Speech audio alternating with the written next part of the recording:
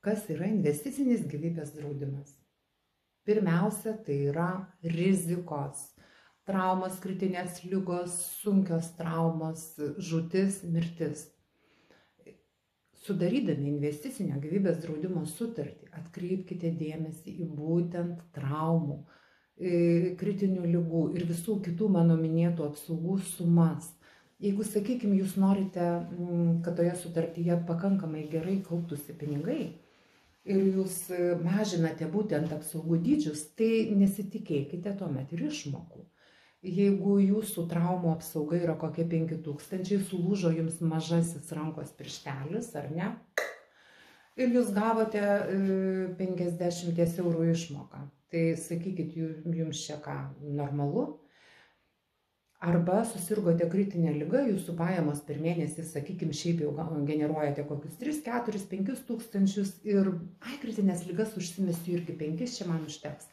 Ir nedaug dievė atėjo tokia bėda, susirgote kritinę ligą ir jūs gaunate vienkartinę išmoką 5000. Tai reiškia vos ne vieno mėnesio jūsų pajamos. Ar jūs tenkina būtent tokio dydžio išmoką? Tai sudarydami sutartį galvokime būtent apie tai. Tai viena. Antra, investicinio gyvybės draudimo sutartis yra ne tik apie apsaugas, bet ir kaupimas. Jūsų įmokas keliama į 2 dalis. Viena nukeliauja apsaugoms padengti, kita įmokos dalis nukeliauja kaupimui. Ir jeigu jūsų įmoka yra pakankamai minimali, negalite sau leisti įmokėti daugiau, tai jūs kaupimo toje sutartyje ir nesitikėkite. Jisai bus, bet jis bus labai labai menkas. Ir jeigu jūs galite sau leisti įmokėti daugiau, tai jūs turėsite ir normalias apsaugas, ir visai padorų kaupimą, ir netgi labai padorų. Ir tada nereikės sakyti, ištikus gyvenimui, kad apgavikai, žulikai nemoka arba moka labai mažai, arba kaupiu 10 metų, įmokėjau 20 000, o turiu 5 000. Čia šiaip iš lempos sakau skaičius, bet tiesiog man tiek tenka matyti įvairių pasipiktinimų. Jeigu jūs jau turite sutartis, jūs koreguokite esamas pagal jūsų poreikį šiai dienai. Arba pasikoreguokite truputėlį galvodami 5 žingsnius į priekį. Kas gali būti, o jeigu? Investicinio gyvybės draudimo sutartis yra puikus finansinis įrankis tiems, kurie nieko daugiau nebeturi. Jūs 2 zuikiai vienu šūviu gali būti nušauti.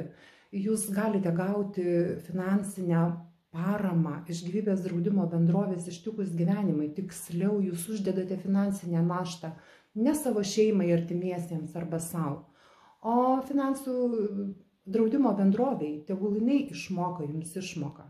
Bet tam turi būti normalios apsaugos.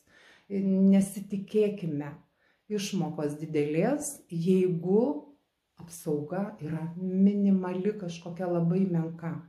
Sudarydami sutartis, atkreipkite dėmesį į tam tikrus dalykus, kalbėkite su konsultantu, nepatinka vienas, eikite pas kitą. Arba ateikite pas mane. Tikrai savo klientams nesudarinėju sutarčių su menkomis apsaugomis. Aš noriu, kad jie, kai jiems nutinka bėda, turėtų ne tai, kad finansinę kažkokią, tai finansinį pliusą, kad jie tiesiog nepajustų finansinio diskomforto.